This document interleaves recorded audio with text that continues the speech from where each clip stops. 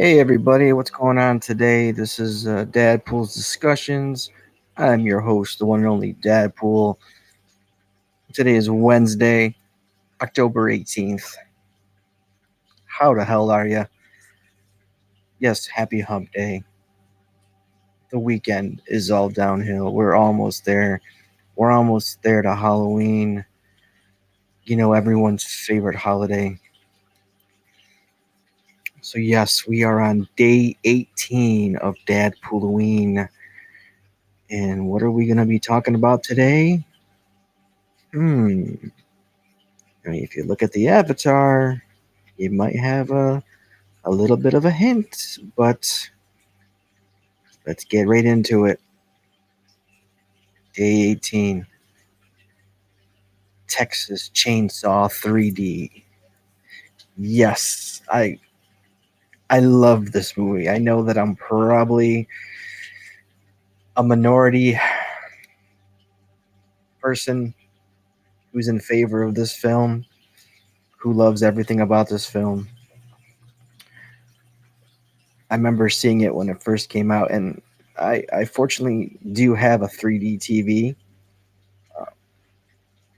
I was able to watch this in 3D, and let me tell you, you know, seeing Friday the 13th Part 3 in 3D, watching My Bloody Valentine in 3D, and now Texas Chainsaw in 3D, there's nothing like watching a horror movie in 3D. Like it's just, I know 4K and Ultra 4K, all that is great.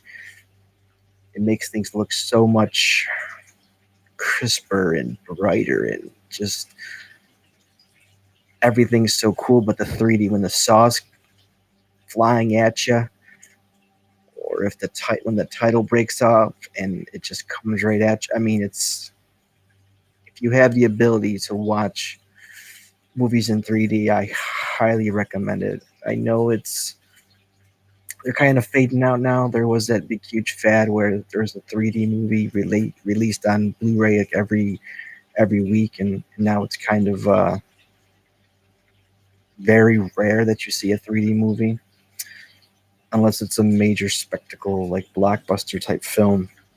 But definitely, not only for its 3D aspect, the continuation of the story. I know this franchise has suffered a lot of disjointed sequels, a lot of different storylines, name changes, character identities, and it's confusing to some. But this movie takes place moments after the ending of Texas Chainsaw, when Sally gets away, and when we see all the events of Texas Chainsaw in the beginning of the film, during the intro of this movie, and it just takes you back into that movie. It's such a great way to segue to this film. So this film came out January 4th, 2013. It's technically the seventh installment of the Texas Chainsaw Massacre. The budget was around 20 million, and it made just under 50 million at the box office.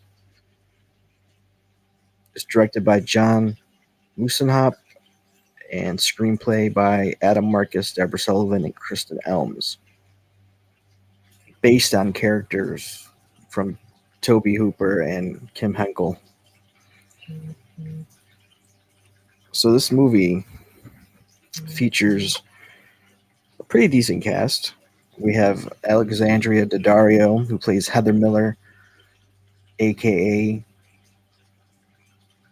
uh, she's a Sawyer, Rose Sawyer. So we get to see that character develop over time. We have Dan Yeager taking over as Leatherface in this film, and to me, hands down, one of the best to do it. I know a lot of people say Gunnar Hansen is the best one to carry the saw, or even dare I say, Andrew Bernardsky from the remakes. But Dan Yeager's portrayal of Leatherface, of Jedediah Sawyer, is epic in his facial movements, his sounds, his body movements. To me, a great movie. We had Trey Songz as Ryan, Heather's boyfriend. Scott Eastwood, Clint Eastwood's son, appears as Carl, one of the sheriffs, one of the deputies. You have Tanya Raymond as Nikki, and if you don't remember her, she was in a movie about Jodi Arias, the one girl who went psycho on her boyfriend. I believe it was in Arizona or New Mexico, something like it's one of those states. Um, Tom Barry as Sheriff Hooper. Bill Moseley as Drayton Sawyer in the beginning of the film.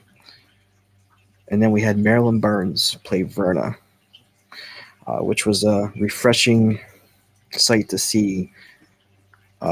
Maryland still attached to this franchise. Again, this movie did come out in 2013, and let's get into a little bit of the story, a little bit of the plot. So we see, like I said in the beginning movie, it's 1973. People of New Texas, led by Bert Hartman, they arrive and burn down the farmhouse of the murdered Sawyer clan in an act of vigilante justice for what they did to the town. The arsonists are proclaimed heroes of the community, and the entire Sawyer family is killed. However, an infant with a burn mark on her chest is found by one of the townsmen, Gavin Miller, who promptly murders her mother, Loretta Sawyer. And if you're a fan of the game, she is the character Sissy. And we'll touch on how this movie really transcends to the Texas Chainsaw game and has a lot of correlations, and a lot of the characters and the scenery from that video game are in this movie. So we'll touch on that in a bit.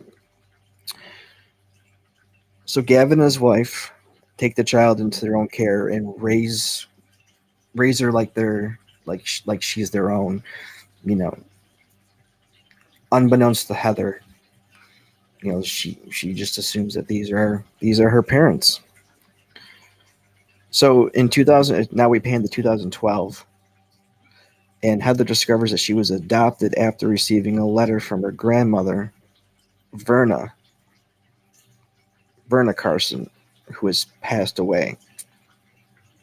Heather, her boyfriend Ryan, and her best friend Nikki, and Nikki's newfound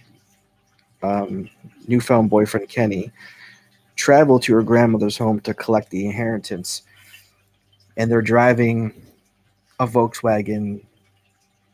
Is it like a minivan bus type thing? Same, very similar to the original Texas Chainsaw Massacre. While they're fueling up and getting some snacks, they accidentally hit a hitchhiker named Daryl. Again, similar events to the first movie. They pick up Daryl, and he agrees to, he pays them, and he agrees to tag along because he needs a ride. So they all get in the van and take off and head towards Texas on their way to New Orleans, which was their first intended getaway. So upon arriving, Heather is given a letter from Verner's lawyer, Farnsworth, that she neglects to read. She just takes the keys. She's excited about getting the house, so they're exploring the house. They decide they need to get some supplies for the house, like some food and whatnot. So they all leave. Daryl decides to stay back, and he wants, he agrees to get the luggage ready, unpacked, get everything situated for when they get back with the supplies. But Daryl, the person he is, being a thief and a con artist, He's ransacking the place. He's stealing all the silver, all the silverware, silver-plated plates, and various knickknacks around the house. So he gets kind of greedy and suspicious, not suspicious, but he's greedy and he's getting curious about what else is in the house. So he stumbles upon a locked door in the basement where, boom, Leatherface appears, and we get to see Leatherface. So now Leatherface is freed, and he's about to take some serious revenge on the people that killed and murdered his family. Because again, this movie is about family. Not to quote Vin Diesel, family. It's about family. But no, you almost feel bad for Leatherface, and you kind of do. You kind of feel, you sympathize and empathize with him, because all he knew in his life was his family, and when it's taken away from him in the most brutal and inhumane way, I mean, his only reaction is revenge, and to take back what's his and avenge his family. And it's again, Leatherface is, he's a good guy, but he's also kind of like an anti-hero at the same time, because all he wants to do is keep his family together and do right by his family because of his mentality. So Heather and her friends return to the house to find that it's been ransacked, and Daryl, must have gotten away with all the items. So Kenny, who's like a chef kind of guy, he's like, that's how he impresses his girlfriends and whatnot. So he's getting ready to prepare dinner, goes downstairs to the cellar where Leatherface impales him on a hook before killing him with a chainsaw. And we see this in the video game as well. And again, I'll touch on that in a bit. Heather finds Verna's decomposing body upstairs and is attacked by Leatherface in the kitchen, but she manages to escape.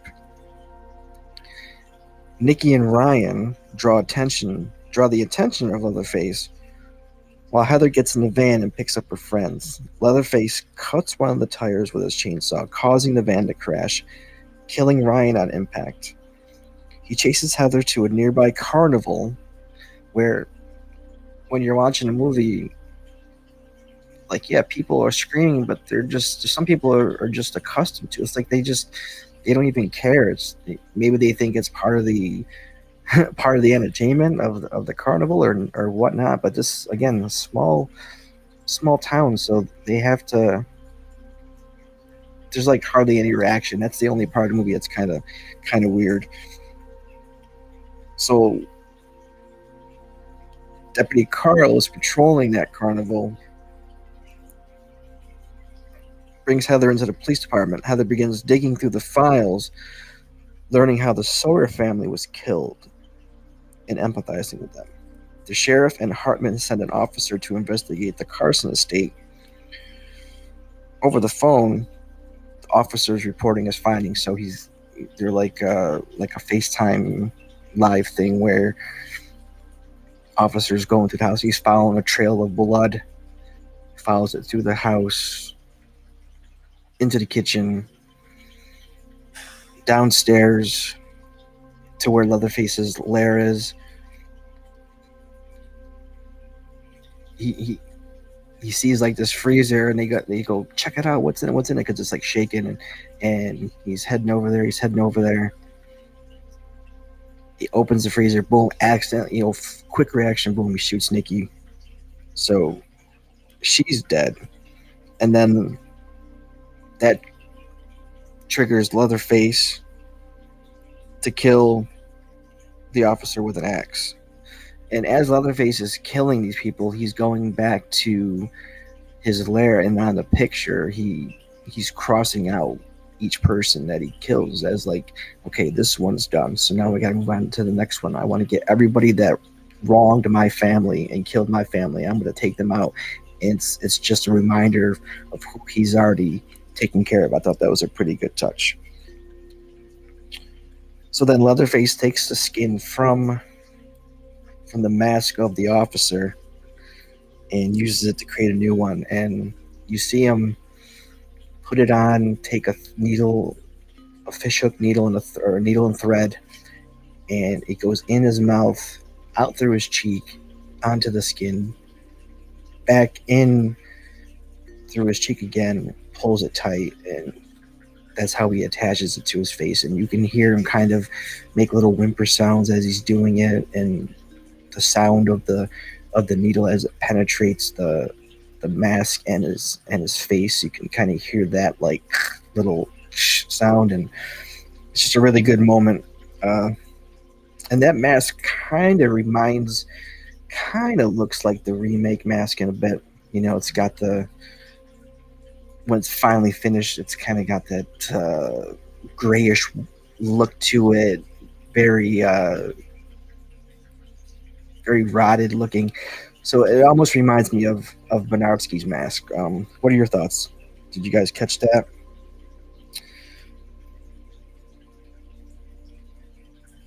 So Hartman is animate of putting the end to the Sawyers,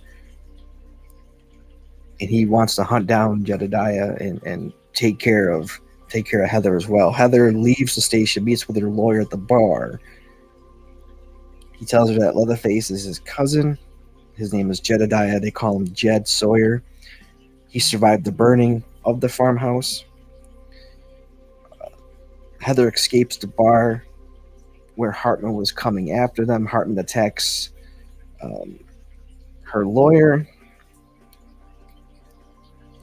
Heather runs out of the bar. She escapes. She sees the cop car.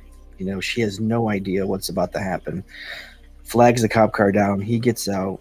He tells her, "Get in. I'll get you to safety. I'll get you to safety."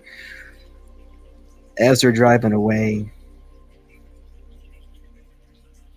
we find out that the deputy is indeed Bert's son, and she's flipping out. She's like, "He's your dad," and she's just flipping out in the back of the car. Can't believe that, you know, because she trusted him. That now she's getting double crossed. So they bring her to the slaughterhouse where the Sawyer family used to work, and they thought it would be a kind of a fitting end to eliminate the final Sawyers on the grounds where they used to work and earn their living. So they tie her up to kind of lure Leatherface out. Listening over the deceased officer's radio, Leatherface learns of Heather's location and goes to the slaughterhouse to kill her, but releases her just as the saw is getting to her chest. He sees the little mark of the Sawyer burned down her chest as like a sigil. Leatherface starts to emote, starts to get kind of built up a little bit, excited. He cuts her binds out, so she's released. And then Leatherface is attacked from behind by Hartman and his friend Ollie. Heather takes the opportunity to escape, but as Hartman and Ollie prepare to throw Leatherface into a meat grinder, Heather returns, kills Ollie, tosses Leatherface's chainsaw, you know, and it's like, go do you, cuz, do what you do. Let's go. In the struggle, the sheriff arrives. Sheriff Hooper arrives at the slaughterhouse, and instead of stopping Leatherface, because he knows that what the townspeople did to his family was wrong. It's not the way he wanted to do it. He wanted peace and civility, but they chose to take vigilante justice and kill the family. So Leatherface kills Hartman, severs both of his hands off with a chainsaw, causing him to fall into the meat grinder. The sheriff just says, clean this shit up, go about your business, walks away, kind of just like, okay, case closed, now we can move on. So Leatherface and Heather return back to the Carson estate, where Heather finally reads the letter from Verna. And as she's reading it, you can see Leatherface reburying the body of Verna in the ground. The letter says that her name is Edith Rose Sawyer, and that Leatherface lives in the basement behind a metal door, and that he will protect her for the rest of his life. But it also requests that she take care of him in return. Heather accepts how Leatherface's mental state drove him to commit these crimes and accepts him as her only family. Which is, again, I wish there was a movie that took place after this, and it kind of, I wish it would have continued on with the story, because after the credits we see a scene where Heather's adoptive parents, the two that were there at the original time when Leatherface's families were burned and murdered,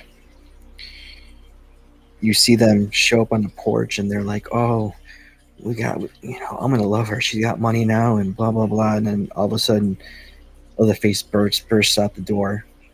You know what's next. You know he took care of him. He etched him off his list. And that was it. That's the last we saw of this character, Heather or Edith. We've never continued it. Instead, they went with a reboot franchise. They went with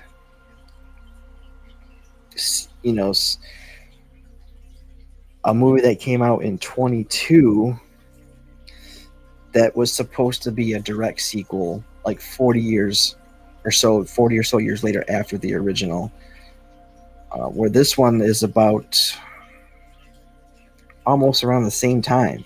So it really just, the series contradicted itself, and not taking anything away from the directors of the films, but it's either A, we continue on with the Sawyer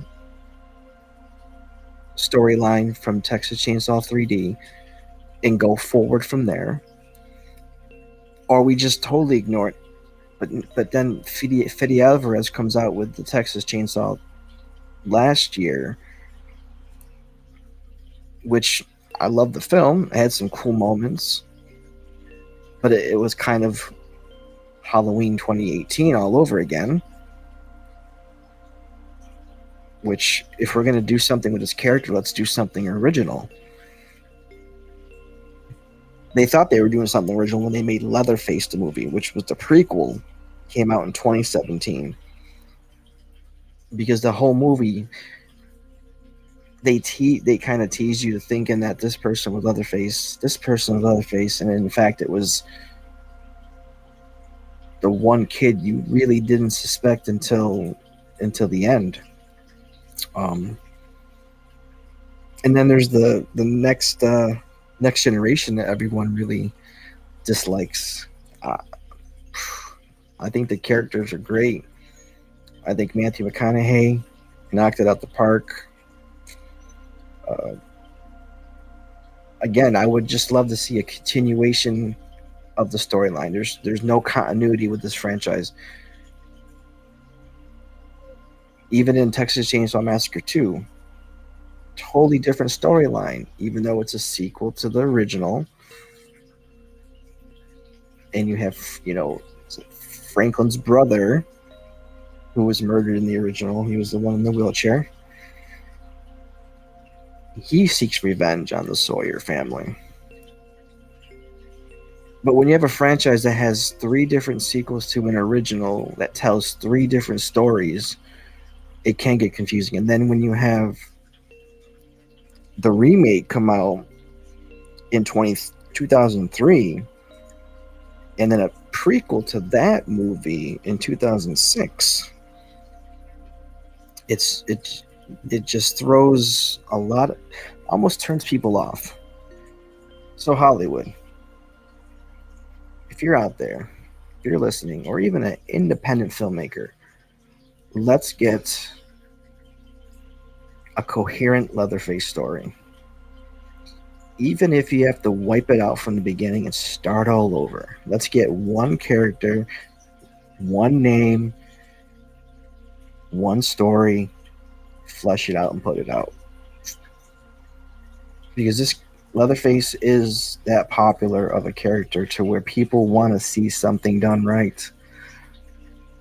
We're sick of the movies that just don't make sense in a franchise, and it seems like every franchise has that. Maybe that's a negative to having a franchise. Maybe keep it simple. Keep it 3 movies, and that's it. I feel like 3 movies you can tell a complete story. You can have an arc, and you can have an ending. You can do an intro, then you can expand on the story, and then you can conclude it in a 3rd one, and that's it. Keep it a trilogy. When there's 10 films, 9 films, 8 films, whatever, the story gets convoluted, it gets watered down, and then you're just kind of throwing everything at the wall to see what makes sense. But that's my thoughts. I still love this movie. I think it's the best sequel in the franchise. Hands down, best sequel in the franchise. But what are your thoughts? What are your thoughts on the film? I'm curious to know what you think. So let's take a couple looks at some of the images from the film. So we got this one. This is where I was telling you where he was putting on the cop's skin to make his own mask. Where I think this mask really looks like Bernardsky's masks, and you can really feel the pain when he's sewing it onto his own face. Yeah, it's very, very, very cool scene. And then we have here, if you look on that tombstone, it says Loretta Sissy Sawyer, Sissy from the Texas Chainsaw Massacre game. Now, if you watch this movie and you play the game, in the game, some of the doorways have bones hanging that trigger, trigger the family to know where your whereabouts are. In this movie, there was bones in the doorway, just like the game.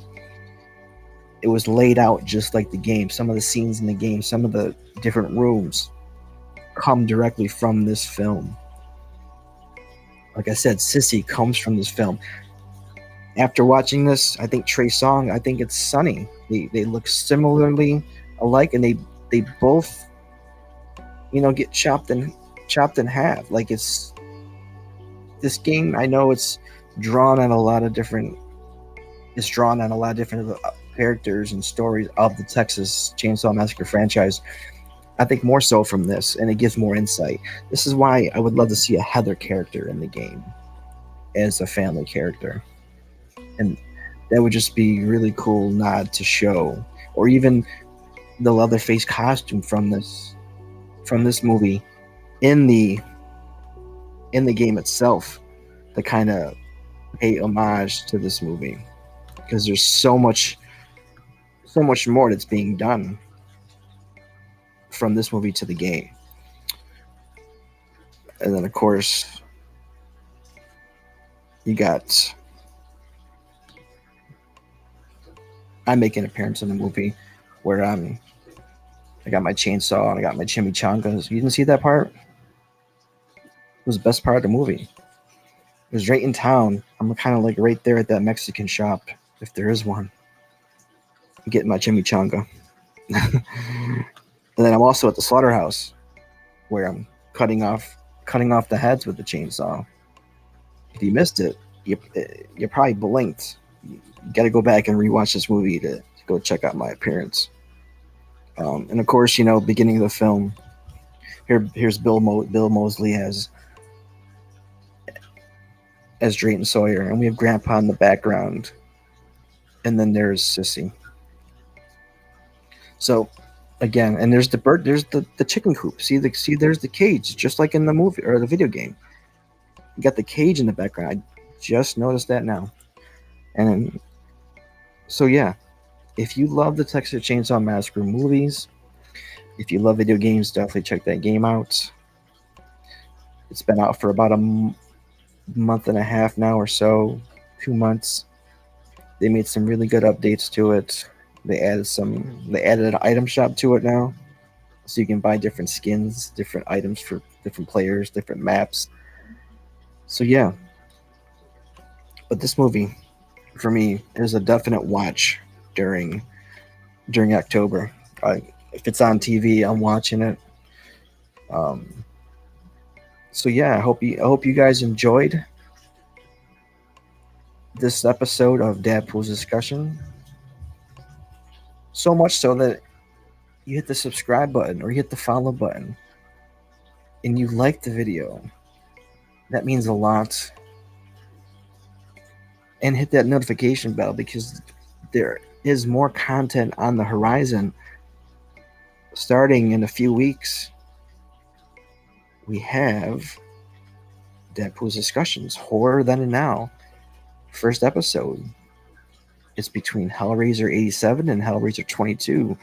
This series will delve into original horror movies versus the remakes, where I compare and contrast and talk about whether it was necessary. Did it further the franchise? Did it invigorate someone's love to want to go and revisit the other films?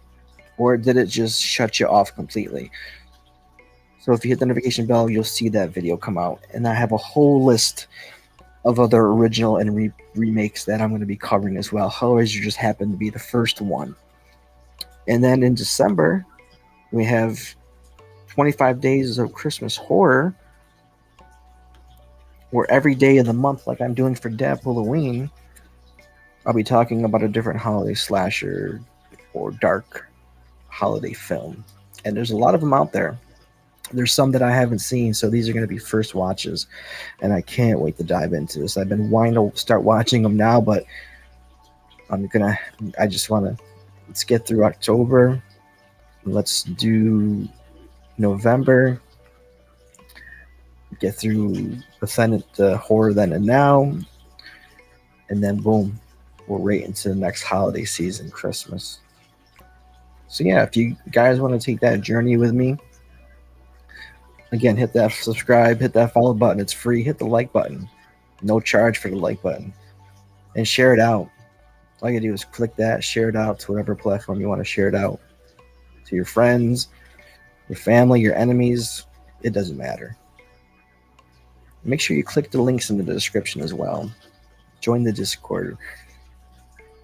Got some big plans for the Discord.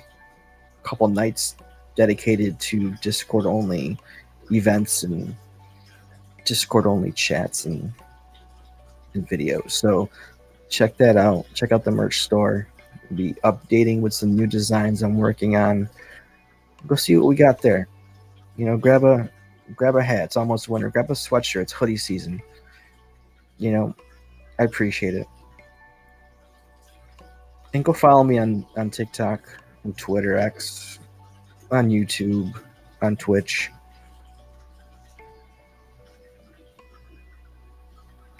It's all it takes is just one person to follow to jumpstart, and then after another, we just start building this community. So if you guys love it, share it in the comments. Let me know if there's something you want to see or something you don't like about this. I also want to know. I want to know all the feedback. So before I go, I just want to say, go watch a movie. Go watch something during this month. There's a lot of choices for spooky content, whether it's family friendly spooky content or over the top gore and visceral horror. Go watch a movie and hug your loved ones. And until tomorrow, when I see you in the next video, this is DadPooL out. I want to say, love you.